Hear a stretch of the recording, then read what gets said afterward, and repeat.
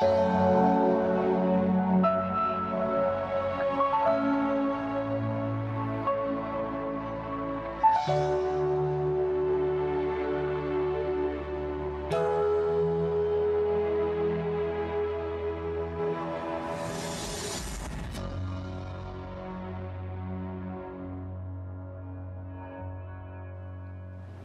amados irmãos, queremos cumprimentar a todos com a paz do Senhor Jesus.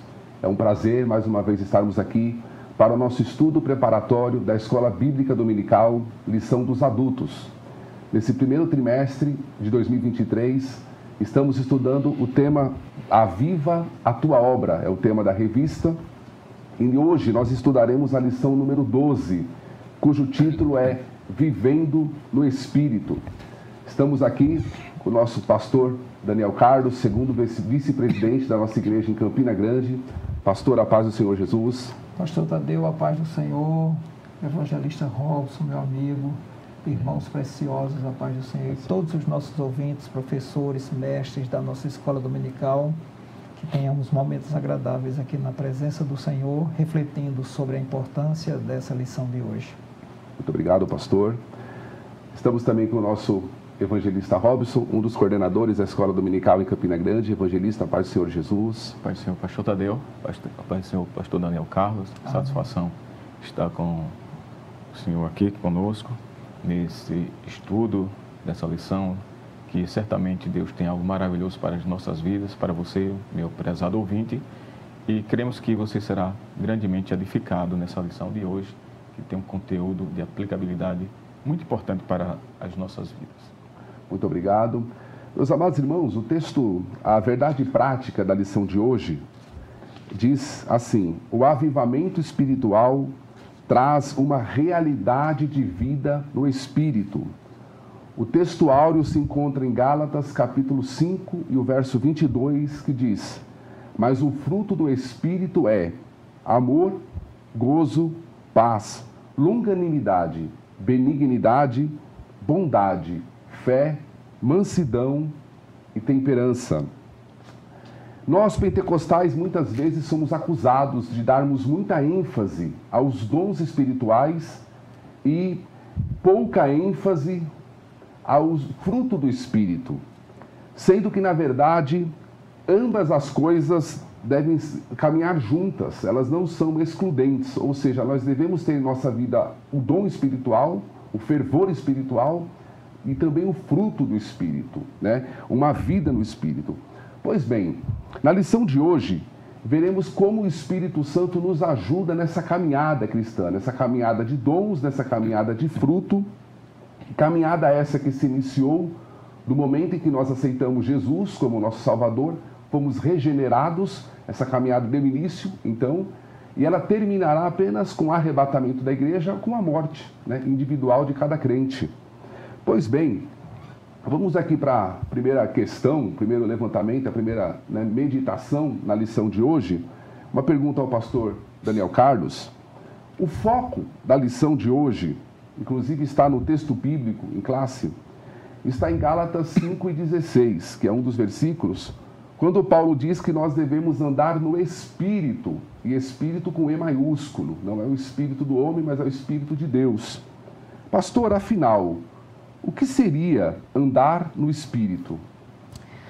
Pastor Tadeu, evangelista Robson, nossos queridos irmãos professores, eu achei muito interessante essa pergunta e o tema da lição de hoje, que nós estamos estudando o avivamento na obra do Senhor.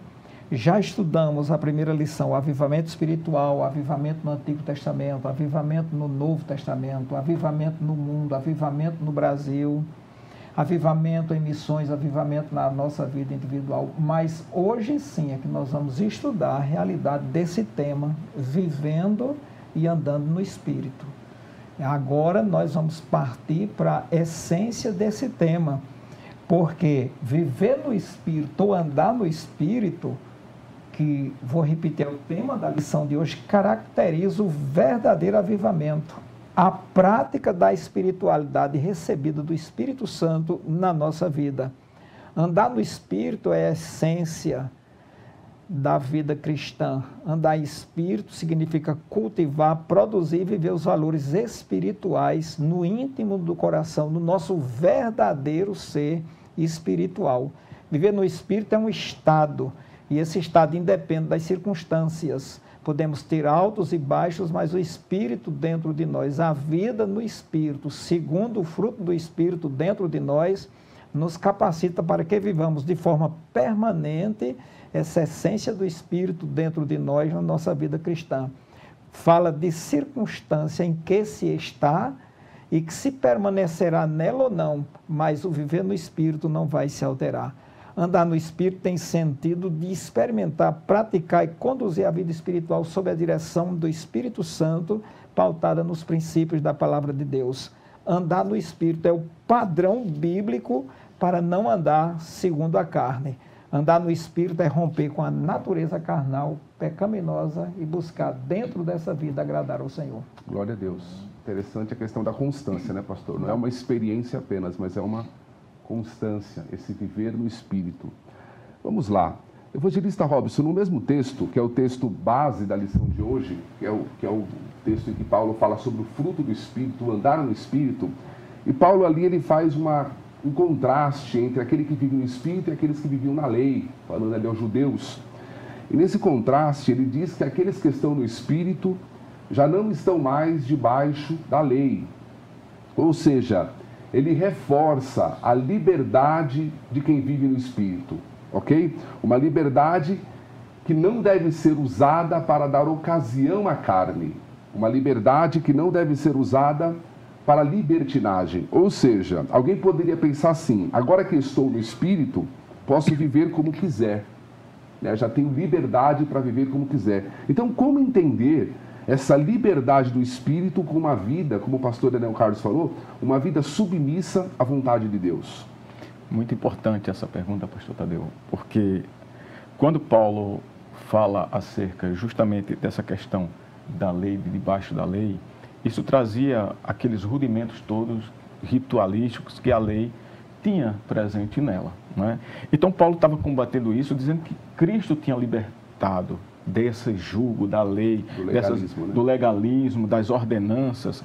Só que o que é uma coisa muito interessante é que, por um lado, as pessoas achavam que a imposição de muitas leis fazia com que a pessoa não pecasse, o que realmente não acontecia, porque é justamente isso: ver uma pessoa que está pecando ou está cometendo pecado, então vamos impor mais leis, porque vai fazer com que a pessoa não peque mais.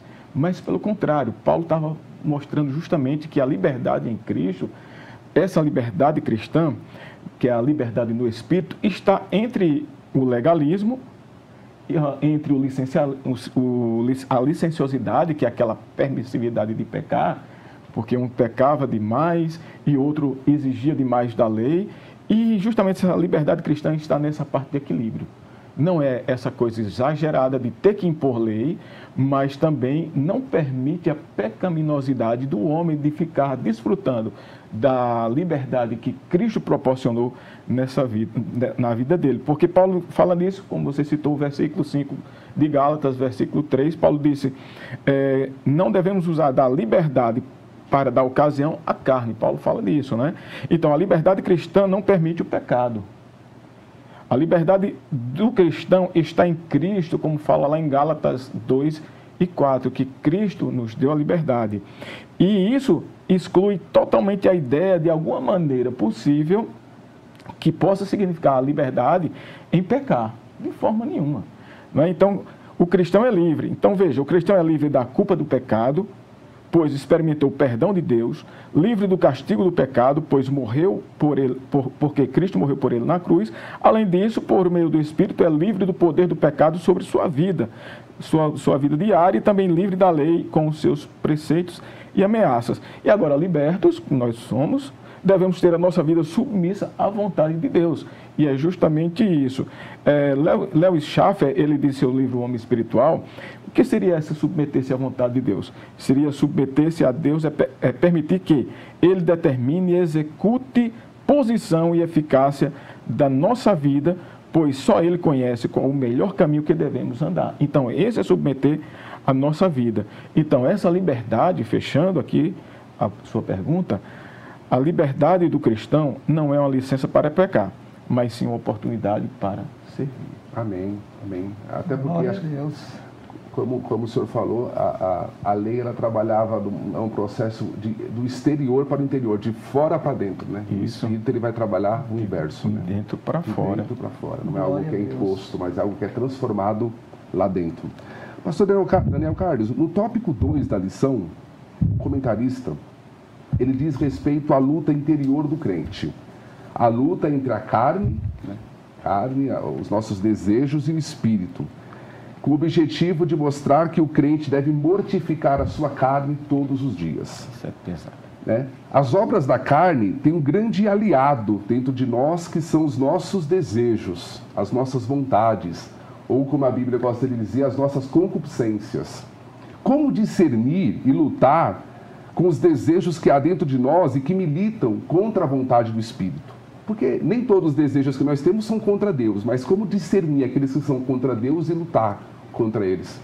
Boa pergunta, muito interessante. E aqui cabe uma reflexão bem acentuada sobre essa questão de carne, de espírito, do que é soma e do que é sax. E nós vamos tentar ver isso, porque por falta de ensino, algumas pessoas não sabem separar essa questão da carne, apenas o corpo físico.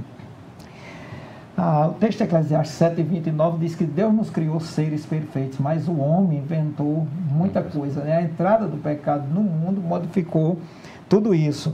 E essa luta entre a carne e o espírito fala do confronto entre dois estilos de vida.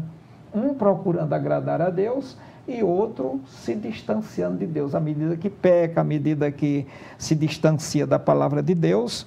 E quando eu procuro agradar a Deus, vivendo no Espírito, eu me aproximo de uma retidão que vai agradar a Deus. Não uma coisa ascética, não vou fazer isso porque eu não posso fazer isso, minha carne. Inclusive, há muita influência errada nesse sentido por falta de ensino. Não, o meu corpo é pecaminoso. Não, a carne, o meu corpo foi criado e abençoado por Deus. A minha alma criada e abençoada por Deus. Agora eu preciso fazer essa separação nesse momento. Porque, primeiro, o que é carne? Aí nós vamos entender que, nesse sentido aqui, a carne é a natureza humana caída, inclinada, tendenciosa ao pecado. É o velho homem que se constitui no maior inimigo nosso. Nosso velho homem é o nosso maior inimigo. A gente adormece com ele, amanhece com ele, tudo nós fazemos. Nós não dissociamos esse velho homem, aqueles que vivem na velha natureza, do seu verdadeiro ser, do seu homem interior. Então, no Novo Testamento, nós temos a palavra soma e sax, para falar de carne. Soma é normalmente usada para fazer referência ao corpo físico e não tem sentido de pecaminosidade, porque o corpo em si, ele a visão peca. Grega, né? Que exatamente isso. Há pessoas que se mutilam pensando que fazendo a mutilação você está isento do pecado. Cortar o desejo, muito obrigado. Só que a coisa está na mente, no coração, lá dentro, está entranhada dentro das pessoas que não conhecem esses princípios. E Sachs fala, né, se refere ao corpo físico, porém, pode se referir, mas porém, geralmente se refere à natureza, vou repetir, caída do homem, instalada no coração do homem, lá dentro do coração do homem. Tanto é que o livro de Eclesiastes, capítulo 9, o versículo 3 diz: o coração dos homens está cheio de maldade, nele há desvários enquanto vivem. Jesus falando, e Mateus registra em 15:19, que diz o seguinte: do coração procedem os maus desígnios. Entra nessa linha aí do pensamento, os homicídios, os adultérios, porque comumente tudo que se pratica é primeiro imaginado na mente, concebido na mente, para que depois a carne e o corpo sejam o agente para praticar aquele ato. E Paulo, escrevendo aos Colossenses, à igreja de Colossos, no capítulo 2, versículo 18, ele fala de mente carnal. É um perigo, às vezes, nós nos preocuparmos apenas só com o arcabouço, com a aparência, com aquilo que é visível e esquecermos quem dentro de nós está maquinando contra nós mesmos. Então, nossos desejos, como você faz na pergunta, estão associados diretamente ao tipo de vida que eu levo. Se eu me inclino para a carne, eu vou ter desejos carnais, porque a inclinação da carne é pendor para a carne. E se eu me inclino para o Espírito, eu vou ter desejos que podem ser controlados e submetidos à palavra de Deus, porque a palavra de Deus é quem vai dizer nesse discernimento para onde eu estou indo e por onde eu estou caminhando.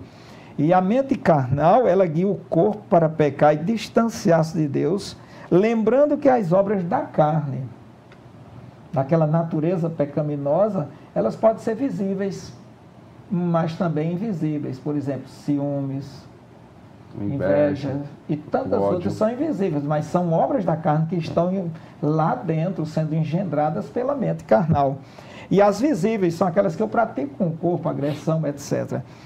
E nós entendemos pela Bíblia que a natureza humana pecaminosa, não regenerada, não recriada pela palavra de Deus, ela por si só é incapaz de praticar atos de justiça isentos da contaminação do pecado. Isso nós vamos ver em Romanos 6, 11 e 12, que mostra que a natureza carnal pecaminosa segue os instintos da carne, chegando ao ponto do texto dizer, não reine sobre vós.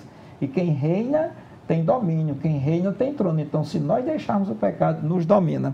Para finalizar, 1 João 2, 15 a 16, a carne segue seus desejos, as concupiscências pecaminosas criadas pelo diabo. Então, é preciso muito cuidado com os desejos, porque a mente carnal contribui para afastar o homem de Deus por meio das religiões falsas.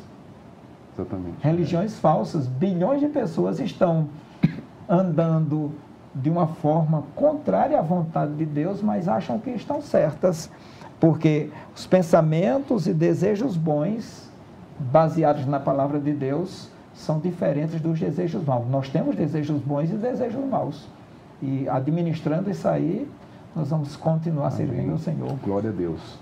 Interessante essa questão que o senhor colocou dessa diferenciação entre o soma e o sarx, né? Porque Jesus, ele falou assim, se o teu olho te faz pecar, ou seja, Jesus pegou algo que era do soma, mas na verdade ele estava a ideia, sabiamente colocado por você. A intenção maior era o sarx, né? Porque se fosse o soma, todo cego já ia ter lugar garantido no céu. Exato. É verdade? Todo mutilado aí por uma prática. Exatamente. Não teria pecado se o pecado estivesse nos órgãos do corpo, né? Mutilou aquilo ali e encerrou o pecado. Exatamente. É o engano, né?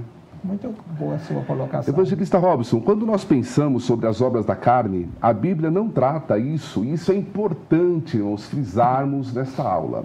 A Bíblia não trata as obras da carne como simples fraquezas, né? Como lapsos. A Bíblia trata a obra da carne dizendo que quem pratica tais coisas não herdará ou não herdarão o reino de Deus. Porque nós, muitas vezes, hoje, tratamos o pecado como lapsos, como fraquezas, como personalidade. Não, a Bíblia diz que quem comete tais coisas não herdará o reino de Deus, e a Bíblia é taxativa nisso. Na opinião do irmão, esse texto, quando diz essa expressão de não herdarão o reino de Deus, se refere àqueles que se entregaram aos desejos da carne e não lutam mais contra eles, é isso? Certamente. Tem uma posição aqui muito interessante em seu livro intitulado A Mortificação do Pecado, o John Owen, que é um puritano. Ele diz assim: quem se mantém imóvel na luta e deixa seus inimigos duplicarem seus golpes contra si sem resistência, certamente será vencido. Aí ele acrescenta: se formos negligentes, preguiçosos, imprudentes em proteger da ruína nossa alma, poderíamos esperar algum bom resultado? De forma nenhuma. Então, nós temos que lutar. E essas pessoas, muitas das vezes, deixaram de lutar, se venceram pelo pecado e achou que a prática do pecado, como Spurgeon diz, que muitas das vezes, quando a gente aceita Cristo, Spurgeon estava falando num devocional que ele tem diário, é muito interessante isso acerca do pecado, que ele diz, quando aceitamos, estamos tão sensíveis, com a mente tão sensível ao pecado, que nós temos medo de pecar por qualquer coisa. Mas vai passando o tempo, aí a dureza das lutas diárias, das investidas do inimigo, vem começando a intensificar e endurecer um pouco o nosso coração, a tal forma que ficamos um pouco insensível ao pecado. Então, e esse é o problema. Então, nós não devemos nos conformar com o pecado, não devemos achar que o pecado é uma coisa irrisória. Aí, Spurgeon faz uma ponderação muito interessante. Ele diz assim: se você quer saber se o mínimo pecado tem um peso, então pense o seguinte: pense na eternidade, que o pequeno pecado seja colocado numa balança para a eternidade. Se você vê a consequência dele, você vai querer se afastar dele como se afasta de uma serpente e não querer mais conversa nem dele de perto. Então, essa é a consequência. Então, nós devemos estar sensíveis ao Espírito Santo, porque não devemos nos acomodar, mas sim fazer com que nossa alma, nossa vida esteja submissa à vontade do Senhor. Paulo fala em Romanos 8,13, ele diz: porque se viverdes segundo a carne, morrereis. Mas se pelo Espírito mortificardes as obras do corpo, vivereis. Então, devemos alimentar o nosso espírito fazendo a vontade do Senhor de acordo com a sua preciosa palavra. É interessante que o tema do trimestre é avivamento, um crente avivado, como viver esse avivamento. Então, na lição de hoje, a gente vê que um crente avivado não é alguém perfeito, mas é alguém que está constantemente lutando contra o pecado. É alguém que não vai se render nunca. Até o último suspiro da sua vida, ele estará lutando contra o pecado. Isso é um crente avivado. Pastor Daniel, quando observamos as listas, ainda falando sobre a questão dessa luta, espírito e carne, espírito com E maiúsculo, né? A vontade do espírito, a lista das obras da carne, algumas estão presentes no meio religiosos, como inveja, cobiça, partidarismo, né? Outras são comuns em meios não religiosos, como bebedice, imoralidades, né? Embora tenha, mas é mais comum no meio não religioso. Ou seja, a lista abrange a todos. Não é verdade? Uma vida religiosa não nos isenta desta luta, ok? Pelo contrário, podemos dizer que a verdadeira religião nos desperta para este combate? Na sua pergunta, você disse que a lista abrange a todos. Não deveria, né? Porque nós vamos ver isso em outros questionamentos. Mas, em momento algum, o cristão está isento dessa luta que é permanente. É uma batalha renhida que parece que não tem fim. São pensamentos, são coisas que, por vezes, você é atacado por um pensamento, ele é tão real que você olha para saber se alguém do seu lado viu, de tão real que ele é. E às vezes são pensamentos em nada declináveis. A gente tem que matar aquele pensamento, fazer o que o meu amigo, mestre, professor Robson disse na resposta anterior: tem que lutar, nós não podemos parar de lutar. Então nós temos que lutar, porque essas obras, infelizmente, essas práticas estão dentro dos meios religiosos. E vou acrescentar, por quê? Porque as obras da carne, elas são práticas, são atitudes, são pensamentos contrários à santidade, ao padrão que a palavra de Deus determina para que nós sigamos aquele padrão. A palavra de Deus tem um padrão, ela tem uma medida para nós seguirmos. E esse padrão é exigido por Deus na sua palavra para aqueles que são fiéis. Vou repetir, evocar uma palavra que você disse: isso não nos isenta de pecarmos, de transgredirmos a palavra de Deus, porque aquele que diz que não tem pecado já pecou, porque mentiu. Nós pecamos.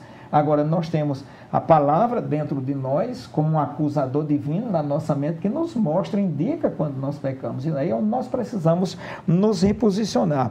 Então, as práticas são abrangentes e o texto bíblico acrescenta ainda e práticas semelhantes a esta. É uma coisa tão abrangente, tão vasta, que há coisas que, embora não descritas no texto bíblico, diz práticas semelhantes a estas, enfatizam que os que cometem tal coisa, como já foi dito, não herdarão o reino de Deus. Ser um bom religioso dissociado do princípio bíblico, sem viver uma vida de santidade aprovada pela palavra de Deus, não altera em nada a conduta que desagrada a Deus. E eu costumo dizer que o pior criminoso, ele pode ir para o inferno, para a perdição eterna, juntamente com o melhor religioso. Porque não é a qualidade da religião que vai me direcionar para uma vida eterna. É a palavra de Deus, através de Jesus, mediante minha conversão, meu arrependimento e o abandono do pecado, que me conduzirá, se permanecer fiel, à vida eterna. Por isso que há bilhões de pessoas no mundo, pessoas religiosas, eu diria, mais zelosas do que a maioria de muitos cristãos. Pessoas que têm ali na religião herdado dos seus pais uma tradição muito forte, mas ainda assim elas estão envolvidas com idolatria, com feitiçaria, práticas generalizadas aos deuses estranhos, que não é o Deus da Bíblia, rituais que ferem a palavra de Deus, e isso tudo contribui para ignorar o sacrifício perfeito que Jesus fez na cruz do Calvário por nós. Somente o sacrifício de Jesus é que nos fará permanecer servindo a Ele e, por fim, culminará com a nossa salvação. Ser bom religioso, mal religioso, às vezes não vai alterar nada, não. Depende da maneira como eu estou conduzindo a minha vida diante do Senhor. Uma vida religiosa, irmão, sem o avivamento, sem essa vida do Espírito, irmão, só vai servir para a gente dar justificativa para os nossos pecados, na verdade, e acariciá-los. Ou até tentar amenizá-los em algo. Não foi bem assim. Às vezes nós queremos diminuir a consequência do nosso pecado. Exatamente. Aí não há arrependimento, não havendo arrependimento, né? Não há vida com Deus. É verdade.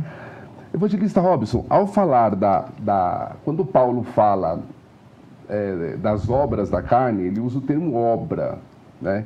Mas quando ele vai falar do Espírito, ele usa o termo fruto. E isso nos remete à vida agrícola, né? E sabemos que o fruto é algo que não nasce e cresce de repente, mas tem os seus estágios, não é verdade? Podemos dizer que o desenvolvimento do fruto do Espírito em nós é algo que é por estágios também, ou seja, requer a nossa paciência? Com certeza, certamente. Da forma como a santificação é um processo, a questão também, o fruto do Espírito nas nossas vidas também é um processo, como vai se plantar. Está ali, espera germinar, tem um tempo para produzir o fruto. Da mesma forma somos nós. Então, nenhum crente, quando aceita Cristo, automaticamente todo o fruto vai fazer parte da vida dele. Não, de forma nenhuma. Mas isso é um processo que vai construindo durante a sua caminhada cristã, a sua jornada cristã. Até porque vai ter muitas coisas na vida dele que ele vai precisar trabalhar. Algumas coisas sairão rápidas, outras coisas com maior trabalho. Tinha um amigo meu, né, um professor também, amigo meu, que quando ele aceitou a Cristo, e ele falava, eu conversando com ele, certa feita, ele dizia assim, ele contando, ele dizia, olha, tinha coisas que mesmo depois de eu ser crente, que eu não consegui me libertar a princípio, que me trazia vergonha. E para eu me libertar, o que é que acontecia? Eu tive que passar muitas horas de dedicação, jejuando para que aquelas coisas fossem quebradas e Jesus arrancasse essas coisas. Então, são coisas que sobrevêm na vida da gente que vai ser trabalhada ao longo da nossa caminhada cristã. Então, eu tenho que ter discernimento e ser vigilante com relação às minhas atitudes, porque eu tenho que observar as minhas atitudes com o meu irmão, com as pessoas que me cercam. Por quê? Porque se eu tiver alguma atitude que não condiz com a palavra de Deus e que não reflete um fruto, eu tenho que me policiar para dizer, esse aqui não faz parte do fruto do Espírito Santo, então eu tenho que tirar isso aqui, eu tenho que eliminar essa atitude para que seja transformada em um fruto do Espírito. Então, por exemplo, eu vou dar um exemplo claro aqui. Por exemplo, muitas das vezes nós, antes de aceitarmos Cristo, e o homem, nem todos, claro, eu venho de uma família que muito sanguínea, né? Minha família é uma família muito sanguínea, e isso, a gente quando aceita Cristo, é uma coisa que a gente tem que pedir muito graça a Deus, né? E uma coisa que eu pedi muita graça a Deus mesmo nesse sentido, porque a minha família é bem sanguínea, e eu disse, Jesus, olha, eu quero ter um fruto do Espírito, eu quero ter, que seja mansidão, ser tolerante, porque realmente não é fácil. E a gente tem que trabalhar, né? Tim LaHaye, ele escreveu um livro que era Temperamentos Controlados pelo Espírito, e é muito interessante, ele trata essas questões, né? Então, nós temos que submeter esses nossos desejos que anteriormente são carnais, de tal forma ao Espírito Santo para que venha produzir em nós e apareça esse fruto. Então é semelhante a um plantio normal como na agricultura, e temos que ter paciência mesmo. Amém. Pastor Daniel, ainda falando sobre isso, a gente vê que além de Paulo utilizar o termo fruto, que vem da questão agrícola, ele utiliza no singular. Ou seja, isso pode nos levar à ideia de que há uma simetria entre as virtudes, ou seja, todas crescem proporcionalmente iguais. Pois alguém pode olhar para a sua própria vida e dizer assim, não, mas como o evangelista Robson falou, nisso eu sou bom, nisso não, nisso eu preciso melhorar. O irmão entende dessa forma, ou seja, o fruto, ele cresce igualmente em todas as virtudes ou não? Pode haver diferença, virtudes que são mais desenvolvidas e virtudes que sejam menos desenvolvidas. Boa pergunta. Porém, como a palavra de Deus fala, o fruto do Espírito, não importa os aspectos, como ele deve se apresentar, ou como nós devemos produzir para que o mundo veja o Cristo em nós, o fruto dele em nós. Eu já ouvi isso muitas vezes, não, eu sou bom na paciência, mas eu sou terrível na bondade. Eu sou ruim no amor, mas sou bom Eu sou bom no amor, nem sei se é, né? Eu sou bom na alegria, eu sou ruim no amor. Quem ama já cumpriu toda a lei, né? Eu nem sei se ele poderia dizer isso, mas é verdade. Eu considero, por ser no singular, como um todo indivisível. É o fruto do Espírito. Agora, que nós precisamos trabalhar esses aspectos na nossa vida. Eu também faço parte de uma família que é meio assim temperamental e eu preciso me vigiar muitas vezes, porque a cobiça, voltando à mente carnal, é quem nos atrai. Nem todos são atraídos pela mesma cobiça, pela mesma forma daquele pecado. Uns são atraídos por dinheiro, outros são atraídos por sexo, outros são atraídos por poder. Então, nós é que, pela semente do Espírito Santo plantada dentro de nós, desde o momento que nós nos convertemos, trabalhar isso aí para crescermos de uma forma igual. Porque o bom testemunho do cristão está ligado ao fruto do Espírito em todos os seus aspectos. E um aspecto não se dissocia do outro. É verdade. É um ponto de vista meu. Porque... falando do amor, muita gente pensa que amor é só filantropia, ajudar, socorrer. Amor compreende, mas o amor é muito abrangente, porque o verdadeiro amor, o amor ágape é entrega, o amor ágape é aquele que se sacrifica, ele já foi derramado por Deus dentro do nosso coração. E falando sobre o amor, é o maior de todos os mandamentos. Tanto amar a Deus como amar ao próximo. Então é a principal virtude do Espírito Santo. E, rapidamente, só ama quem permanece em Deus. O amor que o Espírito derramou dentro do nosso coração. Isso. Há formas, inclusive algumas, que se esquecem. Não, o amor esfriou, o amor acabou. Então, não era amor. Porque o amor, o fruto do Espírito é o amor. É interessante quando nós pensamos isso, lá em Gálatas 5:22, e mude, ele diz o seguinte, que a alegria... é o amor exultando, triunfando. É o gozo produzido pelo Espírito Santo dentro de nós. Ele fala também que a paz é o amor em repouso.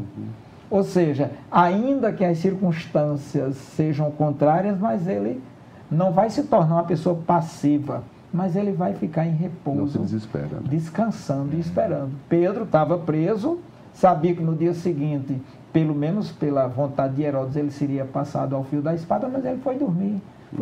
Precisou ser despertado, isso é confiança, paz, tranquilo. Por exemplo, a longanimidade é o amor que não se cansa. E hoje, com a chamada síndrome do pensamento acelerado em função das tecnologias que nos cercam, você manda uma mensagem no WhatsApp, se com 2 segundos você não responder, você já coloca uma interrogação. Por que não respondeu? Então, longanimidade, essa benignidade é o amor que suporta. A pessoa, o forte é o que suporta o fraco, é o que a palavra de Deus diz. A bondade é o amor em ação. É o amor em ação, segundo Moody. A fé é o amor no campo de batalha. A mansidão é o amor sob disciplina. Já pensou uma pessoa bem temperamental ali, exercitar a mansidão? Tem hora que dá vontade. Eu conheci um irmão que disse, deixa eu vestir o braço do velho homem. Não, pelo amor de Deus, não faça isso, não. Fica como está. E a capacidade de você ser sereno, agir com serenidade. E o domínio próprio é o amor sendo treinado. Pensemos nisso, porque não é fácil você conter. Isso é o que Jesus fez. Jesus tinha poder para transformar pedra em pão, tinha poder para fazer tudo, mas ele se conteve pelo amor com que me amou, com que nos amou. E isso ele quer que nós produzamos esse fruto. O mundo está esperando esse fruto de nós. É verdade. Que aqui é a verdadeira vida espiritual. Porque ela começa lá com a experiência da salvação. A experiência da salvação é única, é maior, não tem semelhança. Mas a experiência pentecostal, o Espírito Santo dentro de nós, soma uma coisa com a outra. São coisas que acompanham a salvação. São vetores que nos encaminham para a vitória. Glória a Deus. Muito obrigado, pastor. Glória a Deus. Evangelista Robson, ainda no final do capítulo 5 de Gálatas, Paulo, ele diz assim, aqueles que estão em Cristo Jesus crucificaram a carne com suas paixões e desejos, ou concupiscências, em algumas versões. E alguém confunde esse crucificar com uma penitência. Vai dizer assim, foi aquilo que o pastor Daniel Carlos já falou, né? Eu não vou comer carne na quaresma, né? Eu vou judiar do meu corpo, autoflagelo, né? Como se isso fosse o crucificar a carne. Qual seria, então, uma visão bíblica correta desse crucificar a carne?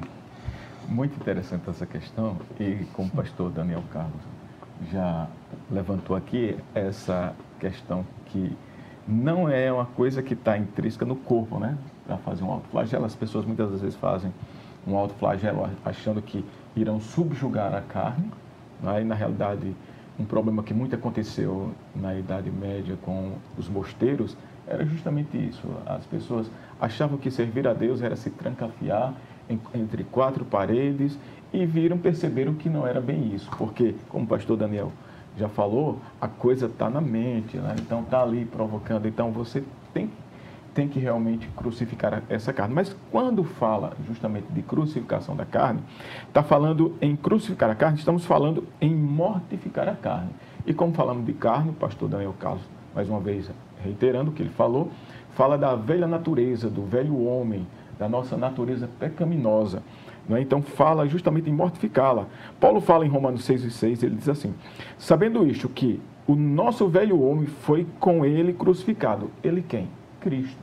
Foi com Cristo crucificado, para que o corpo do pecado seja desfeito, a fim de que não sirvamos mais ao pecado. Glória a então, Deus. Cristo fez tudo isso, mortificando esses desejos carnais, levou na cruz. Então, nós, quando pensamos nisso, ele diz justamente a fim de que não sirvamos mais ao pecado. Por isso que diz que fomos libertos. Não é? Então, mortificar a carne é não permitir que ela venha sobressair-se sobre nossas atitudes, sobre a nossa velha natureza. Então, isso é mortificar a carne. É levar uma vida com disciplina cristã, orando, jejuando e lendo a palavra de Deus. É estar submetendo ou subjugando o seu corpo à vontade do Senhor. Como falamos anteriormente, o que era deixar a nossa vida na vontade do Senhor. Então, essas disciplinas cristãs, acompanhando as nossas vidas, oração, jejum, leitura da palavra, certamente nós estaremos cada dia mais mortificando a nossa carne, porque estaremos fazendo aquilo que agrada a Deus. E à medida que nós fazemos e praticamos aquilo que agrada a Deus, estamos mortificando a carne, ou seja, deixando ela no canto onde Cristo a deixou. Como lemos Romanos 6:6, ficando sepultada ali. no canto dela. Tem um teólogo que faz uma comparação dizendo que é como se fosse domesticar um animal selvagem, né? Ele está domesticado, ele está ali sob controle, né? Então, pastor Daniel, é a grande questão, eu acho que a pergunta prática da lição de hoje é o seguinte, e é uma pergunta individual, né?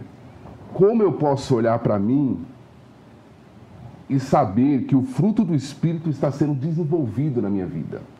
Na verdade, digo isso no sentido de não confundir, como já foi falado aqui, características naturais com a obra do Espírito, com o fruto do Espírito. Na verdade, às vezes tem pessoas, como falou, é mais sanguínea, tem pessoas que são mais calmas, e isso já é uma coisa natural da pessoa. Não que isso represente o fruto do Espírito na vida dela. Que às vezes ela tem essa característica, mas ela precisa em outras partes, certamente precisa em outras partes. Então, como saber se o fruto do Espírito está sendo desenvolvido em mim, né? Não fazendo essa confusão com características pessoais, naturais? Veja bem, uma semente, por menor que seja a semente, dentro daquela semente estão todas as características da árvore que está ali naquela semente. Você pega, por exemplo, um abacateiro, naquela semente do abacateiro, que pelo menos caroço é diferente de semente. A semente é aquilo que germina, que cresce, que floresce e frutifica. Então, dentro de mim, o DNA, né? Tem que ter o Espírito Santo, uma vez que ele me convenceu para que eu me convertesse. Então, eu agora preciso me mover nesse Espírito produzindo fruto dentro da minha vida para que, após o arrependimento, eu produza frutos dignos de arrependimento, de acordo com a palavra de Deus. Não é só dizer, eu levantei a mão, eu fiz uma decisão, não, tem que ter essa característica. Então, a pergunta é muito interessante. Olhando para mim mesmo, o fruto do Espírito produzido dentro de mim revela se eu sou ou não uma nova criatura, se eu me movo ou não em a novidade de vida. Paulo, escrevendo aos Coríntios, já foi mencionado aqui, 2 Coríntios 5,17, diz, as coisas velhas passaram.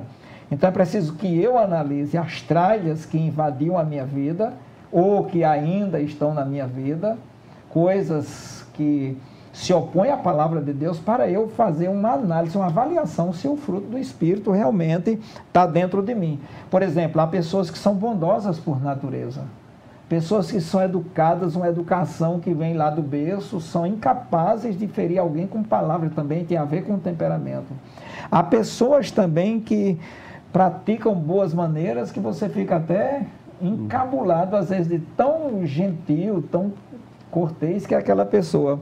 São mansas por índole, mas isso não caracteriza. Alguém diz assim, só falta Jesus. Só falta Jesus. Isso aí são dons naturais, aptidões, coisas que a pessoa aprendeu.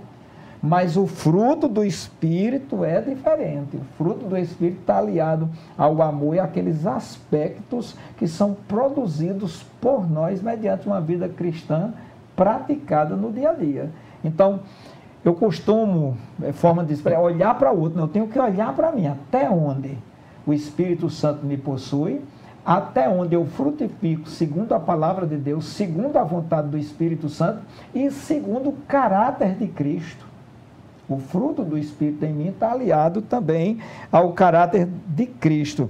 E eu anotei aqui, o fruto do Espírito significa viver intensamente o caráter cristão, que nos ensina a nova forma de viver, não a vida domada, domesticada, mas a nova forma de enxergar a vida cristã segundo o princípio bíblico.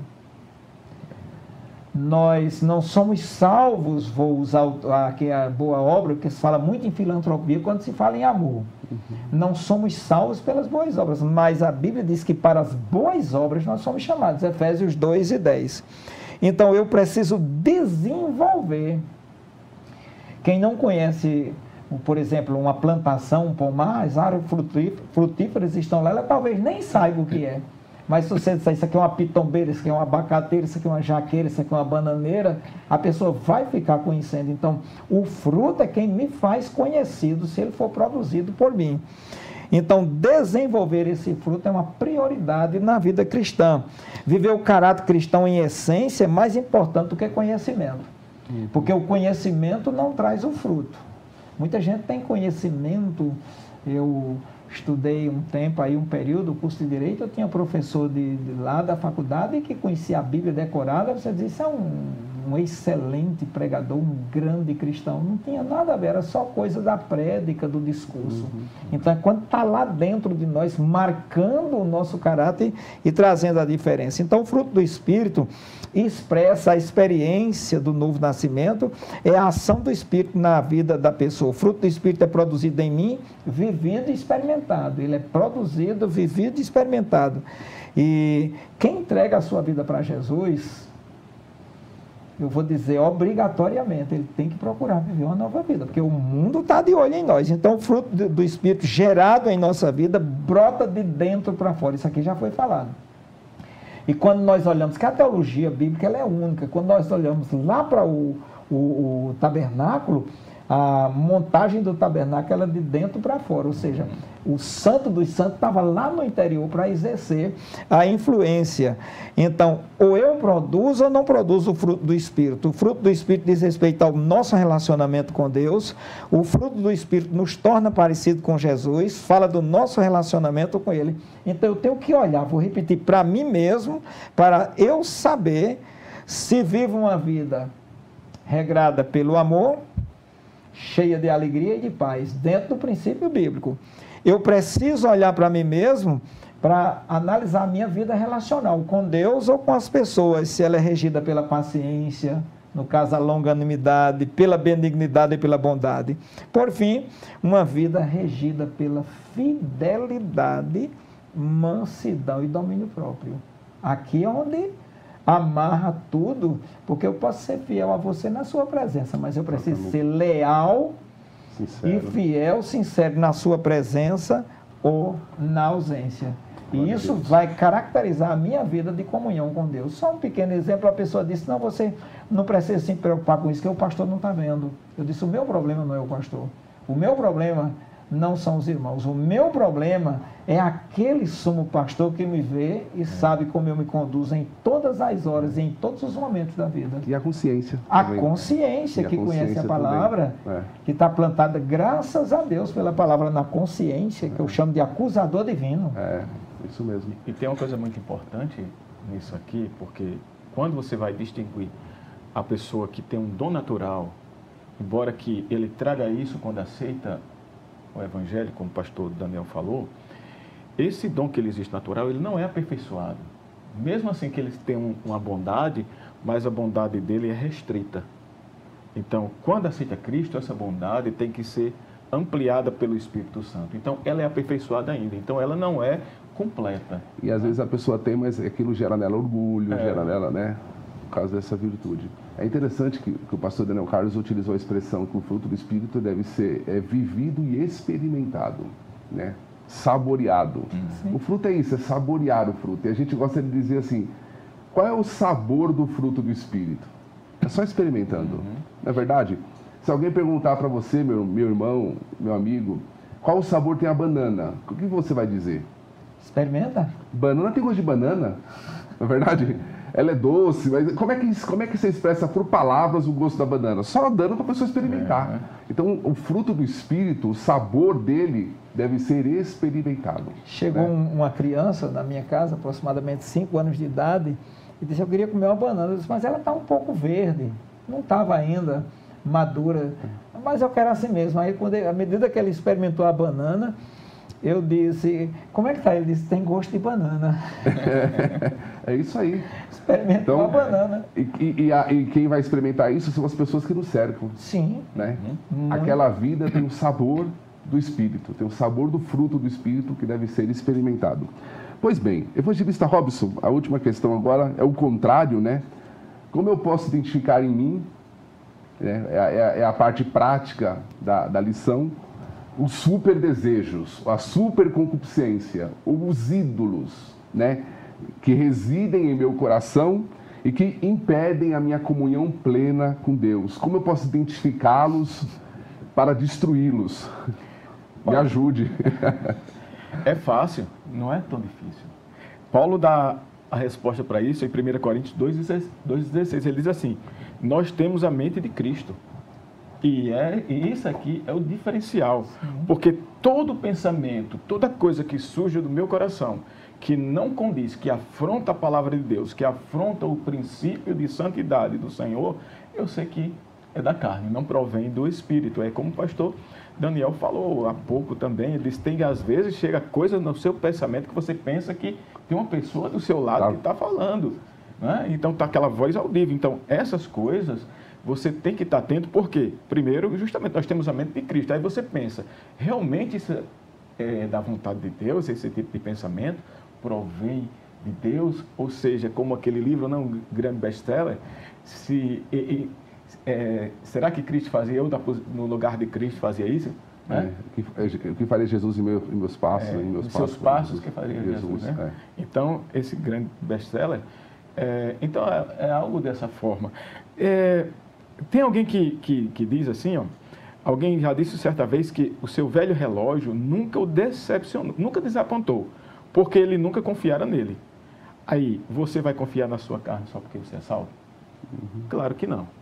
Então, essas coisas, né? Então, uma forma de a gente, convém observar que o cristão, a gente não é capaz de vencer a carne simplesmente pela nossa própria vontade. Não temos condição de vencer pela nossa própria vontade. Paulo disse assim em Romanos 7,19, ele diz, porque eu não faço o bem que prefiro, mas o mal que não quero, esse faço. Porque a natureza carnal, ela é habilidosa em enganar, em querer sobressair sobre os nossos desejos.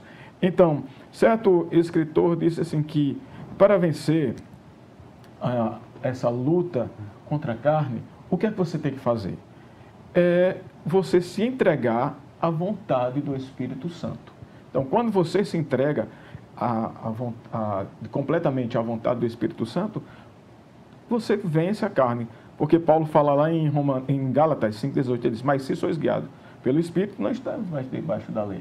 E no versículo 16 desse mesmo capítulo, ele diz, se sois chamados pelo Espírito Santo, você não vai se preocupar com a consciência da carne. Então, quando a gente submete as nossas vontades, nossos desejos ao Espírito Santo de Deus, vencemos todas as lutas que a carne quer impor sobre nós, o domínio. Então, ter a mesma convicção que Paulo também teve ao dizer em 1 Coríntios 6,12. Paulo diz assim, todas as coisas me são lícitas, mas nem todas as coisas convêm. Todas as coisas me são lícitas, mas eu não me deixarei dominar por nenhuma. E a palavra-chave aqui é dominar. A carne quer dominar. E se a gente alimentá-la, com certeza. Não é? Então, é aquela velho ditado, se dermos brecha, o diabo entra. Então, não vamos dar brecha para a carne, porque vamos sujeitar, submetermos ao Espírito Santo de Deus, à vontade dele, que certamente venceremos todos os desejos carnais. Amém. Muito obrigado, meus irmãos. Eu acho que ficou claro, irmãos, na lição de hoje, essa viver no Espírito, esse andar no Espírito, que um crente avivado é alguém que é submisso à vontade de Deus. O Espírito Santo reina na vida dele, domina a vida dele, guia, conduz a vida dele, e ele vive numa constante batalha contra si mesmo, contra a sua carne, contra os seus desejos, contra os seus apetites. Que Deus nos ajude, que Deus nos dê graça. Evangelista Robson, muito obrigado pela participação. Se quiser saudar os irmãos, deixar alguma dica pedagógica, fique à vontade. Muito obrigado, eu que agradeço o convite, pastor Tadeu, mais uma vez, de estar aqui. E dessa feita também com o pastor Daniel Carlos, para mim é um prazer estar sempre participando deste programa, deste comentário. E eu apenas quero deixar algo que Mário Pima falou em seu livro Ensinando com Êxito a Escola Dominical. Ele tem um texto que ele diz assim, ele diz que se você tem a intenção de entregar-se à dura tarefa de ensinar, estude sem cessar, leia diligentemente acerca de tudo que a Bíblia ensina em diversos níveis, não é poucos níveis, e faça um estudo sistemático da Palavra de Deus. Certamente, esse programa significa trabalho duro, e realmente ensinar você tem que estudar constantemente, não é? Mas não se alcança um ensino eficaz e eficiente sem um esforço. Então, você que está aí, não se preocupe se você vai ter que estar estudando, vai ter que passar noites estudando, lendo livros, comprando. E é esse o papel nosso, do professor, se preparar. E como dica, eu trouxe um livro aqui para vocês, é o Manual do Professor Eficaz, de Donald Griggs. Esse livro é muito bom, né, da editora educação cristã, e ele trata todo o processo de planejamento de uma aula, do plano de aula, das funções do professor, como o professor deve preparar seu plano, como você deve interagir numa sala e preparar os seus estudos.